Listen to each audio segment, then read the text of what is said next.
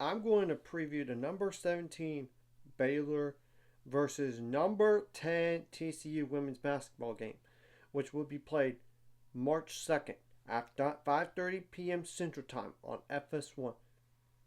And I apologize for looking down because I cannot memorize all this stuff. But first, I want to mention the overall record and the conference record. So the overall record for TCU is 27-3, while Baylor's 25-5. Conference record are the same actually, 15-2. This is a win, and you are the Big 12 champion for the regular season here. And I'll also explain why this game is important. Right now, TCU is a 3 seed in the NCAA tournament, while Baylor's a 5 seed. So they're barely on the outside looking in. And granted, they could have some other results happening, and maybe they'll be a host side regardless of this game right here. But I'd rather take control of your own destiny in this type of game. So that's one thing I'm going to just mention. And whoever wins this game is obviously going to be a 1 seed for the Big 12 tournament, while the loser will be the 2 seed. And before I dive into more information, Daniel Page-Buggs is still day-to-day with the knee injury, while Bella Funroy did not practice on Wednesday, and this is according to the press conference that was today. She didn't practice on Wednesday, so they're going to just gauge and see if she's going to even play or not. And she did suffer an injury last game, as we all know when you look at it in the second half early on. So that's one thing to note for Baylor, and two things to note for Baylor going to this game. They might be down one player. They might be down both. We don't know. We'll see. What are some players to keep an eye on for TCU? Obviously, Haley Van Lith. Number 10, 5'9" guard. That's a senior. 17.7 points per game. 53 for 159 on threes. 80.3% on free throws on 132 attempts. 4.5 rebounds per game. 5.5 assists per game. 2.6 turnovers per game. 1.3 steals per game. 0.6 blocks per game. 1.8 fouls per game. There's Sedona Prince, number 13, 6'7" forward. That's a senior. And I know there's a lot of controversy about her, but I'm not going to dive into it. You know what it is. Look it up. Look at the articles recently. 17.7 points per game. 1 for 5 on threes. 70.6% on free throws on 119 attempts. 9.1 rebounds per game. 2.4 assists per game. 1.8 turnovers per game. 1 steal per game. 3.1 blocks per game. 2.1 fouls per game. And there's Madison Carter, number 3. 5'11" guard. That's a senior. 15.1 points per game. 44.9% on threes on 236 attempts. 85.7% on free throws on 56 attempts. 4.3 rebounds per game. 4 assists per game. 2.3 turnovers per game. 1.1 steals per game.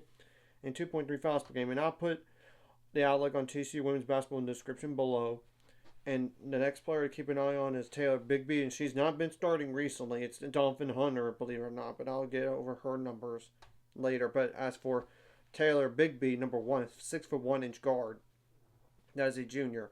7.1 points per game, 34.6% on threes, 104 attempts, 48.4% on free throws on 31 attempts, 2.8 rebounds per game, 0.7 turns per game, 1.7 fouls per game. And is Agnes Emma Nopu, number 21, 5'11" guard. That's a senior. 5.8 points per game, 36.5% on threes, on 104 attempts, 69.2% on free throws on 13 attempts, 6 rebounds per game, 1.1 turns per game, 0.7 blocks per game, 2.6 fouls per game. There's Aaliyah Robertson, number 23, 6'2" forward. It's just a junior. 5.6 points per game. 51.9% on threes on 54 attempts. 78.8% on free throws on 33 attempts. 2.7 rebounds per game. 0.6 turnovers per game. 0.6 steals per game. And 0.8 fouls per game. And there's obviously Donovan Hunter. That's now the new starter as of recently. Number 4, 6-foot guard. That's a sophomore. 5.3 points per game. 29.2% on threes on 72 attempts, 73.3% on free throws on 15 attempts, 2.5 rebounds per game, 2.5 assists per game, 1.3 turns per game, 1.1 steals per game, 1.8 fouls per game. And I'm really gonna only mention like 3 more players after this. They usually play 7 or 8, usually, but there's Deasia Merrill, number 3, 6'1" forward as a senior, 4.6 points per game, 69.6% on free throws on 23 attempts, 3 rebounds per game, 1 foul per game. Una Jovanovic, number 5, 5'9" guard. It's a senior, 2.3 points per game, 17.4% on threes on 23 attempts, and 0.6 fouls per game. And there's Nisha Godfrey, number 11, 5'9" guard. That's a junior, 1.8 points per game, 3 for 10 on threes, 8 for 10 on free throws, 0.6 turnovers per game, and 0.7 fouls per game. Yeah, I actually went over more than 8 players, but you get the gist on what some players to keep an eye on. And obviously, TCU did win the game before against Houston, but Houston's one of the worst teams in the conference. I mean, they're currently 1-16, yet their only win was against Oklahoma State, though. And Oklahoma State was on the road for that game. It was and it was not even a close ball game for TCU, to say the least.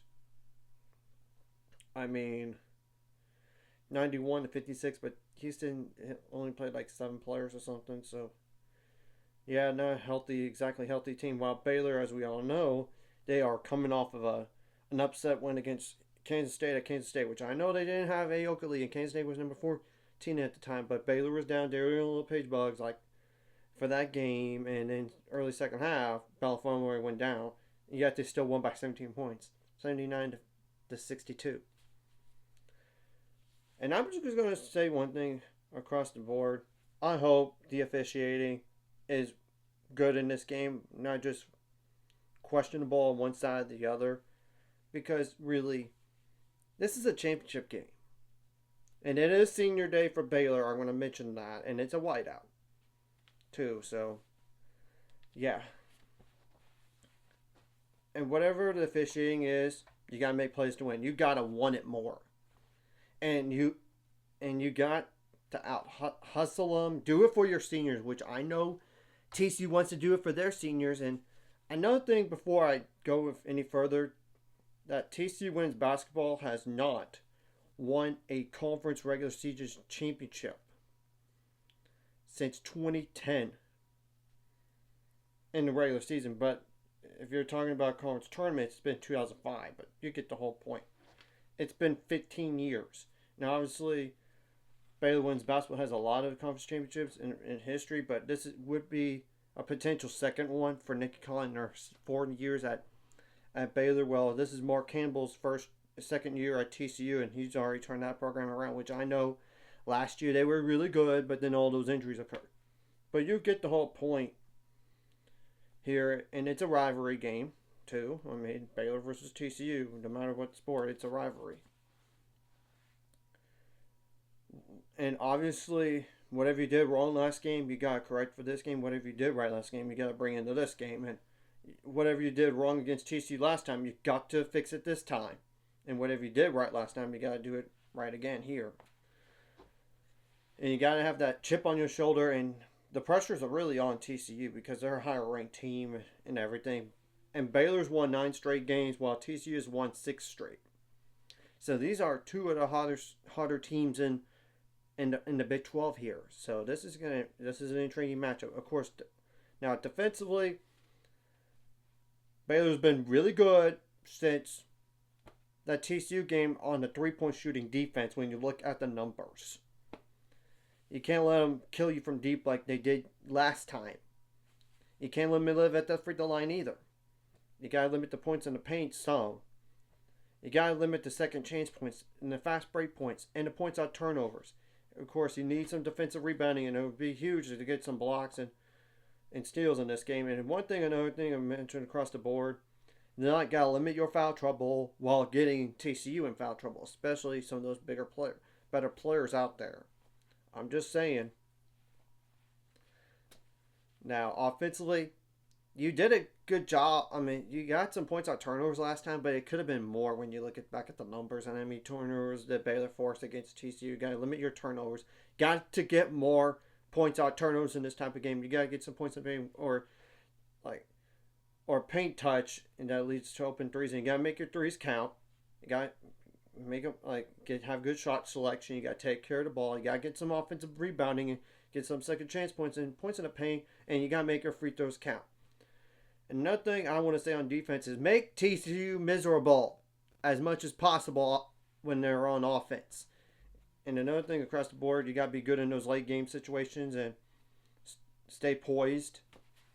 I mean, and obviously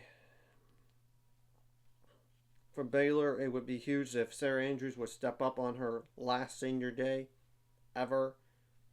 I mean, because the truth is, she has no more years left of eligibility, and same thing goes for Yaya Felder, who's probably going to start if there's no Darion LePage Bugs for the game, and obviously Darion LePage Bugs plays. She needs to do her role. Same thing goes for Bella Fauntleroy too, if she does play.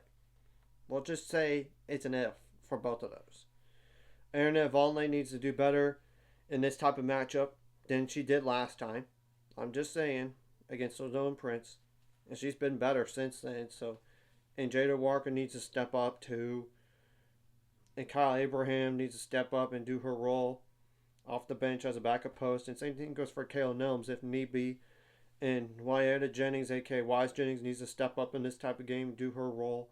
And the same thing goes for Aaliyah Matharu. So